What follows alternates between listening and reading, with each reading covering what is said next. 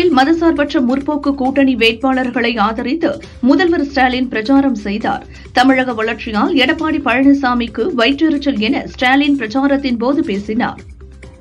நம்மை பற்றி பேசுவதற்கு சரக்கு இல்லாததால் டெல்லிக்கும் தமிழகத்திற்கும் போட்டி என ஸ்டாலின் கூறுகிறார் என பழனிசாமி தெரிவித்தார்.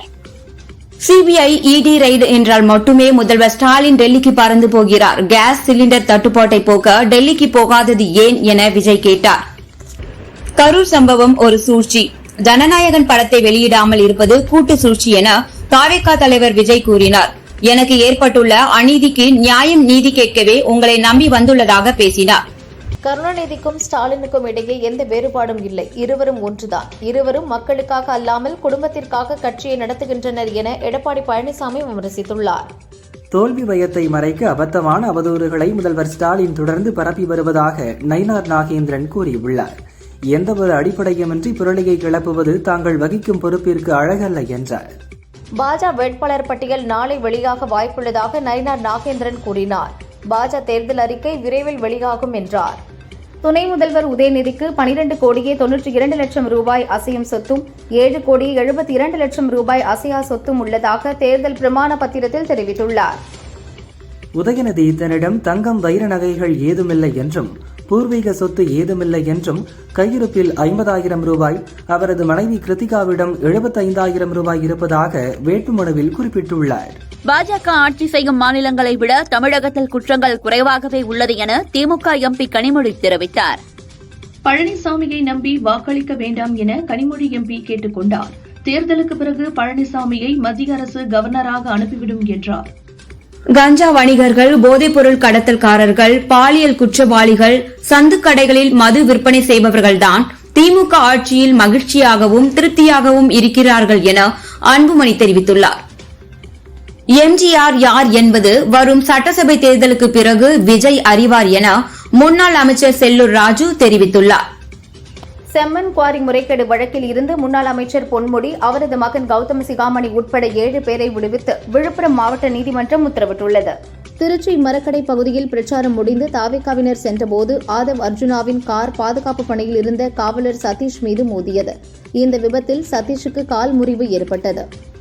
நாம் தமிழர் கட்சி சார்பில் மார்ச் 30ஆம் தேதி ஜான்சி ராணி வேட்புமனு தாக்கல் செய்த நிலையில் அவர் மாற்றப்பட்டு சுகன்யா என்பவர் வேட்பாளராக அறிவிக்கப்பட்டார். சுகன்யா இன்று வேட்புமனு தாக்கல் செய்தார். தமிழகத்தில் நாளை நடைபெற இருந்த பிரதமர் மோடியின் பிரச்சார பயணம் ரத்தாகியுள்ளதாக தகவல்கள் வெளியாகியுள்ளது. புதுச்சேரியில் மட்டும் பிரச்சாரம் செய்கிறார். தமிழக பாஜக வேட்பாளர் தேர்வில் நிலவும் குழப்பத்தினால் பிரதமர் தரப்பில் இந்த முடிவு எடுக்கப்பட்டுள்ளதாக கூறப்படுகிறது.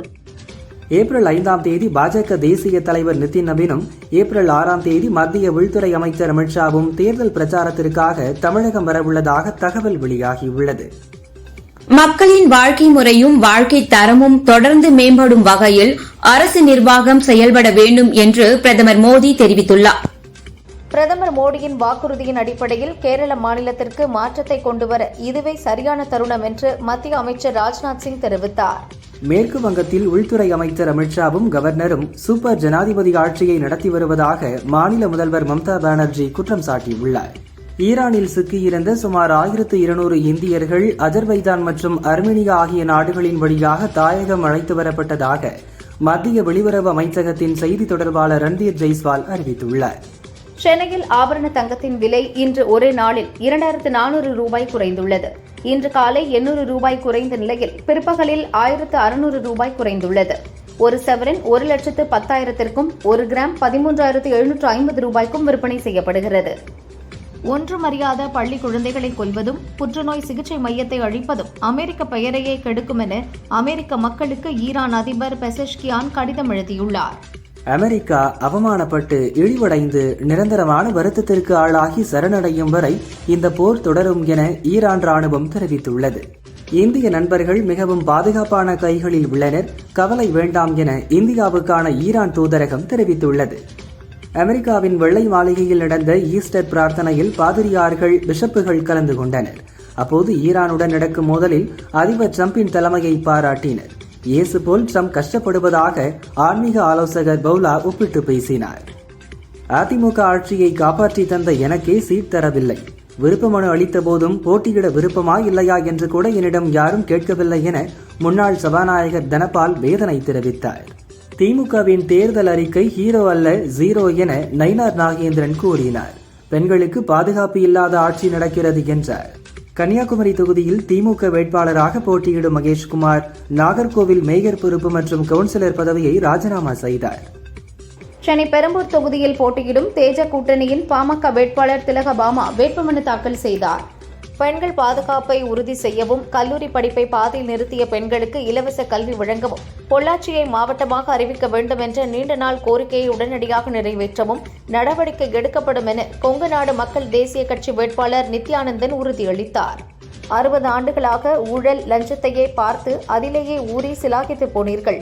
உங்கள் நிலங்கள் குப்பை மேடாகிறது. அதை தடுக்க முடிகிறதா என மக்களிடம் சீமான் கேள்வி எழுப்பினார். மம்தா பானர்ஜி போட்டியிடும் பவானிபூர் தொகுதியில் மேற்கு வங்க மாநில எதிர்க்கட்சித் தலைவரும் பாஜக வேட்பாளருமான சுவேந்து அதிகாரி அமித்ஷா முன்னிலையில் இன்று வேட்புமனு தாக்கல் செய்தார். இந்தியாவின் தரவுகளை அமெரிக்க அதிபர் டிரம்பிடம் பிரதமர் மோடி ஒப்படைத்ததாக ராகுல் குற்றம் சாட்டியுள்ளார். தேஜ கூட்டணிக்கு இதுவரை 52 இயக்கங்கள், சிறு கட்சிகள் மற்றும் அமைப்புகள் என சென்னை கமலாயத்தில் நடைபெற்ற சந்திப்பில் நேரில் வந்து ஆதரவு தெரிவித்ததாக நயினார் நாகேந்திரன் கூறியுள்ளார். அவர்களுடைய ஆதரவிற்கு நன்றியும் தெரிவித்துள்ளார். இந்தி கூட்டணி வேட்பாளர்களை ஆதரித்து பிரச்சாரம் செய்வதற்காக காங்கிரஸ் எம்பி ராகுல் வரும் 6ஆம் தேதி புதுச்சேரி வருவதாக கட்சி பொதுச் செயலாளர் முகில் வாஸ்னிக் கூறியுள்ளார். தென்னாப்பிரிக்கா கிரிக்கெட் அணியின் வீரர் ராஜி வாண்டர் டசன் சர்வதேச கிரிக்கெட்டின் அனைத்து வடிவங்களில் இருந்தும் ஓய்வு பெறுவதாக அதிகாரப்பூர்வமாக அறிவித்துள்ளார். தாவேகா தலைவர் விஜய் திருச்சி கிழக்கு தொகுதியில் போட்டியிட வேட்புமனு தாக்கல் செய்ய மாநகராட்சி அலுவலகத்திற்கு 11:25க்கு வந்தபோதும் நல்ல நேரம் 12 மணிக்கு மேல் இருந்ததால் அரை மணி நேரத்திற்கு மேல் காரிலேயே காத்திருந்து பின்பு வந்து வேட்புமனுவை தாக்கல் செய்தார். கேஸ் தட்டுப்பாடு பிரச்சினைக்கு மத்திய மாநில அரசுகளே காரணம் என விஜய் திருச்சி பிரச்சாரத்தில் பேசினார். ஸ்டாலின் அரசு தூக்கி எறியப்பட வேண்டும் என்றார். திருச்சி கிழக்கு தொகுதியில் போட்டியிடும் விஜய் ரசிகர்கள் படையோடு வந்து வேட்புமனுவை தேர்தல் அலுவலரிடம் தாக்கல் செய்தார்.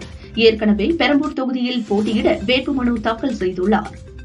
திருச்சி கிழக்கு தொகுதியில் போட்டியிடும் விஜய் வேட்புமனு தாக்கல் செய்ய பிரச்சார வாகனத்தில் வந்தபோது முன்னால் வந்த 2 வீலர் விபத்துக்குள்ளானது. உடனடியாக வாகனத்தில் இருந்து இறங்கி வந்து விஜய் நலம் விசாரித்தார். அதிமுகவை விமர்சித்த நிர்மல்குமார் தாவேகாவில் கொய்யாப்பழம் கூட கிடைக்காமல் விரைவில் மீண்டும் அதிமுகவிற்கு வருவார் என முன்னாள் அமைச்சர் ராஜேந்திர பாலாஜி தெரிவித்தார். நிர்மல்குமாருக்கு பைத்தியம் பிடிச்சிருக்கு என்றார். சேப்பாக்கம் தொகுதியில் தேர்தல் நடத்தும் அலுவலரிடம் தொண்டர்கள் புடைசூழ வருகை தந்து வேட்புமனு தாக்கல் செய்தார் துணை முதல்வர் உதயநிதி. கடந்த முறை இந்த தொகுதியில் 90,000 வாக்குகள் வித்தியாசத்தில் வெற்றி பெற்றார். பெண்கள் பாதுகாப்பு பற்றி பேச பாஜக கிளை செயலாளர் பழனிசாமிக்கு எந்த தகுதியும் இல்லை என ஈரோடு பிரச்சாரத்தில் முதல்வர் ஸ்டாலின் பேசினார். பெண்களுக்கு பாதுகாப்பு இருப்பதினால்தான் அதிக அளவில் வேலைக்கு செல்கின்றனர் என்றார். மேட்டுப்பாளையத்தில் ஒரு தொழில்நுட்ப பூங்கா அமைக்கப்படும். 2 ஆண்டுகளில் மொத்தமாக 50,000 பேருக்கு வேலை கிடைக்கும் என புதுச்சேரி முதல்வர் ரங்கசாமி உறுதியளித்துள்ளார். தமிழக சட்டசபை தேர்தலில் போட்டியிடும் காங்கிரஸ் வேட்பாளர்கள் பட்டியல் இன்று இறுதியாகிறது. வேட்பாளர்களை தேர்வு செய்வதற்கான மத்திய தேர்வுக்குழு கூட்டம் இன்று டெல்லியில் நடைபெறுகிறது. எனது நெருக்கடியான தருணங்களில் நான் வீழ்ந்து விடுவேனோ என்று உணர்ந்த நேரங்களில் மலையாளிகள்தான் எனக்கு துணையாக நின்றார்கள் என ராகுல் தெரிவித்தார். என்னை ஆதரித்து மீட்டெடுத்தார்கள். நான் அவர்களுக்கு மிகவும் நன்றி உள்ளவனாக இருக்கிறேன் என்றார். விசிக எம்எல்ஏக்கள் 3 வாய்ப்பு அளிக்காததில் எவ்வித உள்நோக்கமும் இல்லை என்று திருமாவளவன் தெரிவித்தார். சிறப்பாக பணியாற்றியவர்கள் என்ற அடிப்படையில் 3 மீண்டும் வாய்ப்பு தந்திருக்க வேண்டும் என்பதில் நியாயம் இருக்கிறது என்றார். பிரதமர் மோடி தலைமையில் மத்திய அமைச்சரவை கூட்டம் நடைபெற்றது. கூட்டத்தில் நாடு முழுவதும் எரிவாயு கிடைப்பதை உறுதி செய்யுமாறு அமைச்சர்களுக்கு மோடி அறிவுறுத்தியுள்ளார். சாத்தான்குளம் ஜெயராஜ் பெனிக்ஸ் கொலை வழக்கில் காவலர்கள் 9 பேருக்கும் தூக்கு தண்டனை வழங்க வேண்டும் என சிபிஐ தரப்பில் இறுதி வாதம் நடந்தது. காவல் நிலைய மரண வழக்குகளில் இதற்கு முன்பு தூக்கு தண்டனை வழங்கப்பட்டுள்ளது என குறிப்பிட்டு வாதிட்டது. எஸ்ஐஆர் பணிகளுக்கு எதிராக போராட்டத்தில் ஈடுபட்டவர்கள், அது குறித்த பணியில் ஈடுபட்ட நீதித்துறை அதிகாரிகளை சிறைபிடித்த விவகாரத்தை விசாரித்த சுப்ரீம் கோர்ட், இது நீதிமன்றத்தின் அதிகாரத்திற்கு சவால் விடுக்கும் செயல், இதில் ஏன் நடவடிக்கை எடுக்கவில்லை என மேற்கு வங்க அரசுக்கு கேள்வி எழுப்பியுள்ளது. பிரதமர் நரேந்திர மோடியை அமெரிக்க அதிபர் டொனால்டு டிரம்ப் கட்டுப்படுத்துவதாக அசாம் மாநிலம் கர்பி அங்லோங் பகுதியில் நடந்த பிரச்சாரத்தில் காங்கிரஸ் எம்பி ராகுல் விமர்சித்தார். ஆந்திர பிரதேசத்தின் தலைநகராக அமராவதியை அங்கீகரிக்கும் மசோதா லோக்சபா ராஜ்யசபா என இரு அவைகளிலும் நிறைவேற்றப்பட்டது. போதைப்பொருள் தடுப்பு சட்டத்தின் கீழ் நாட்டிலேயே கேரளாவில்தான் அதிக வழக்குகள் பதிவு செய்யப்பட்டுள்ளதாக மத்திய அரசு தெரிவித்துள்ளது. நாட்டிலேயே அதிகபட்சமாக கேரளாவில் 30,697 போதைப்பொருள் வழக்குகள் பதிவாகியுள்ளன. குஜிலியம்பாறை ராமகிரி கல்யாண நரசிங்க பெருமாள் ஸ்ரீதேவி பூதேவி கோவிலில் பங்குனி உற்சவ தேரோட்டம் சிறப்பாக நடந்தது. திரளான பக்தர்கள் பங்கேற்று கோவிந்தா கோஷத்துடன் தரிசனம் செய்தனர். ஸ்ரீரங்கம் அரங்கநாத சுவாமி கோவிலில் பங்குனி திருவிழா ஆதி பிரம்மோற்சவம் 10ஆம் திருநாளில் அதிகாலை வேதவியாச பட்டரின் திருமஞ்சன கட்டியம் செவித்தல் நடைபெற்றது. நம்பெருமாள் சிறப்பு அலங்காரத்தில் பக்தர்களுக்கு அருள் பாலித்தார். திருச்செந்தூர் சுப்பிரமணிய சுவாமி கோயிலில் சுவாமி குமரவிடங்க பெருமானுக்கும் வள்ளி அம்பாளுக்கும் வைதீக முறைப்படி கல்யாணம் நடந்தது. ஸ்ரீவில்லிபுத்தூர் ஆண்டாள் கோயிலில் பங்குனி உத்திரத்தை முன்னிட்டு ஆண்டாள் ரெங்கமன்னார் திருக்கல்யாணம் விமர்சையாக நடந்தது. பக்தர்கள் திரளாக கலந்து கொண்டு தரிசனம் செய்தனர். தஞ்சை பெரிய கோயிலில் பங்குனி மாத பௌர்ணமியை முன்னிட்டு ஆயிரக்கணக்கான பக்தர்கள் ஓம் நமச்சிவாயா முழக்கத்துடன் கிரிவலம் சென்றனர். புனித வெள்ளியை முன்னிட்டு சனிக்கிழமை அட்டவணைப்படி நாளை மெட்ரோ ரயில்கள் இயக்கப்படும் என சென்னை மெட்ரோ நிர்வாகம் தெரிவித்துள்ளது. விளாத்திகுளம் மாணவியின் பெற்றோருக்கு இடைக்கால நிவாரணமாக 5 லட்சம் ரூபாய் வழங்கிய நிலையில் கூடுதலாக 5 லட்சம் ரூபாய் இழப்பீடு வழங்க வேண்டும் என ஹைகோர்ட் மதுரை கிளை உத்தரவிட்டுள்ளது. புதுச்சேரியில் தாவேகா வேட்பாளர்களை ஆதரித்து விஜய் பிரச்சாரம் மேற்கொள்ள உள்ள நிலையில் காவல்துறை சார்பில் 11 நிபந்தனைகள் விதிக்கப்பட்டுள்ளது. சாத்தான்குளம் தந்தை மகன் கொலை வழக்கில் 9 குற்றவாளிகளுக்கான தண்டனை அறிவிப்பு வரும் 6ஆம் தேதிக்கு ஒத்திவைக்கப்பட்டது. குற்றவாளிகளுக்கு மரண தண்டனை அளிக்க வேண்டுமென சிபிஐயும் குறைந்தபட்ச தண்டனை வேண்டுமென குற்றவாளிகள் தரப்பிலும் நீதிமன்றத்தில் கோரிக்கை வைக்கப்பட்டது. தென் தமிழக கடலோர மாவட்டங்கள் மற்றும் மேற்கு தொடர்ச்சி மலை மாவட்டங்களில் ஓரிரு இடங்களில் நாளை இடி மின்னலுடன் கூடிய லேசானது முதல் மிதமான மழை பெய்யக்கூடும் என சென்னை வானிலை மையம் தெரிவித்துள்ளது. இலங்கை சிறையிலிருந்து விடுதலையான ராமேஸ்வரம் மீனவர்கள் 3 பேர் விமானம் மூலம் சென்னை வந்தனர். விமான நிலையத்தில் மீன்வளத்துறை அதிகாரிகள் வரவேற்று அவர்களை சொந்த ஊருக்கு அனுப்பி வைத்தனர். திருப்பரங்குன்றம் மலை உச்சியில் கார்த்திகை தீபம் ஏற்ற நடவடிக்கை எடுக்கும் அரசே மீண்டும் அமைய வேண்டும் என வேண்டி இந்து முன்னணி சார்பில் கோயில் முன் நூற்றுக்கணக்கான தொண்டர்கள் கைகளில் தீபம் ஏந்தி மகா தீப ஆராதனை காட்டினர். புனித வெள்ளி ஈஸ்டர் பண்டிகை என தொடர் விடுமுறை காரணமாக சென்னையில் விமான கட்டணம் பல மடங்கு அதிகரித்துள்ளது. சென்னையிலிருந்து தூத்துக்குடிக்கு ரூபாய் 17,021, கோவைக்கு ரூபாய் 16,496, மதுரைக்கு ரூபாய் 13,147 விமான கட்டணம் வசூலிக்கப்படுகிறது. காஞ்சிபுரத்தில் எல்பிஜி தட்டுப்பாடு காரணமாக ஆட்டோக்களுக்கு எல்பிஜி நிரப்ப நீண்ட வரிசையில் டிரைவர்கள் காத்திருக்கும் சூழல் ஏற்பட்டுள்ளது. தென்னிந்திய மீனவர் நல சங்கம் வரும் தேர்தலில் திமுகவை புறக்கணிப்போம் என தெரிவித்துள்ளன. திமுக அறிவித்துள்ள வேட்பாளர் பட்டியலில் மீனவர் யாருக்கும் வாய்ப்பு வழங்கப்படவில்லை என குற்றம் சாட்டியுள்ளனர்.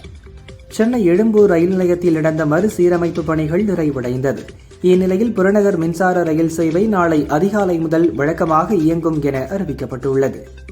திருப்பூர் மாவட்டம் அம்மாபாளையம், பல்லடம் மற்றும் ஊத்துக்குளி உள்ளிட்ட பகுதிகளில் பயங்கரவாதிகள் ஊடுருவல் குறித்து என்ஐஏ அதிகாரிகள் விசாரணை நடத்தி வருகின்றனர். நிலவில் ஆய்வு செய்வதற்காக ஆர்டமிஸ் 2 என்ற விண்கலத்தை நாசா வெற்றிகரமாக விண்ணில் ஏவியது. 50 ஆண்டுகளுக்கு பிறகு விண்வெளி வீரர்களுடன் நிலவுக்கு மேற்கொள்ளும் முதல் விண்வெளி பயணம் இதுவாகும். இந்தோனேஷியாவின் வடக்கு மலுக்கா கடலில் சக்தி வாய்ந்த நிலநடுக்கம் ஏற்பட்டது. ரிக்டர் அளவில் 7.8 பதிவான நிலநடுக்கத்தை அடுத்து உடனடியாக 1000 கிலோமீட்டர் சுற்றளவில் சுனாமி எச்சரிக்கை விடுக்கப்பட்டது. ஈரான் போர் நிறுத்த ஒப்பந்தத்திற்கு வர வேண்டும், மீறினால் ஈரான் எரிசக்தி வளங்கள் ஒவ்வொன்றாக தாக்கப்படும் என ட்ரம்ப் எச்சரிக்கை விடுத்துள்ளார்.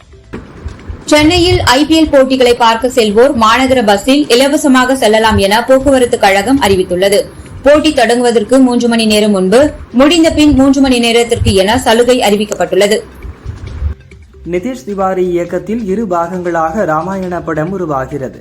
ராமராக ரன்பீர் கபூர், சீதாவாக சாய் பல்லவி, லட்சுமணராக ரவி துபே, ஹனுமனாக சன்னி தியோல், ராவணனாக யஷ் நடிக்கின்றனர். முதல் பாகம் வரும் தீபாவளிக்கு வெளியாகிறது. இப்படத்திலிருந்து ராமா வீடியோ வெளியானது. அதில் ராமராக நடித்துள்ள ரன்பீர் தொடர்புடைய பல்வேறு காட்சிகள் இடம்பெற்றுள்ளன. படத்தின் மேக்கிங், கிராபிக்ஸ் சிறப்பாக அமைந்துள்ளது. ஆஸ்கர் விருதை வென்ற ஹாலிவுட் நிறுவனமான DNEG இந்த படத்திற்கு விஷுவல் எஃபெக்ட்ஸ் பணியை செய்கின்றன. பாலிவுட்டின் நடிகை பூமி பட்னேகர் டெல்லியில் நடந்த திரைப்பட விழாவில் பேசும்போது, சினிமாவில் பெண்களுக்கு வாய்ப்பு கிடைத்தாலும் பெண்களை மையமாக கொண்ட கதையில் உருவாகும் படங்கள் குறைவது வேதனையாக உள்ளது என்றார். அதே சமயம் OTT-யில் பெண்களுக்கு அதிக வாய்ப்புகள் கிடைக்கின்றன. சினிமாவை விட OTT பெண்களுக்கு சரியான மேடையாக உள்ளது என்றார். லெஜண்ட் சரவணன் ஹீரோவாக நடித்துள்ள படம் லீடர்.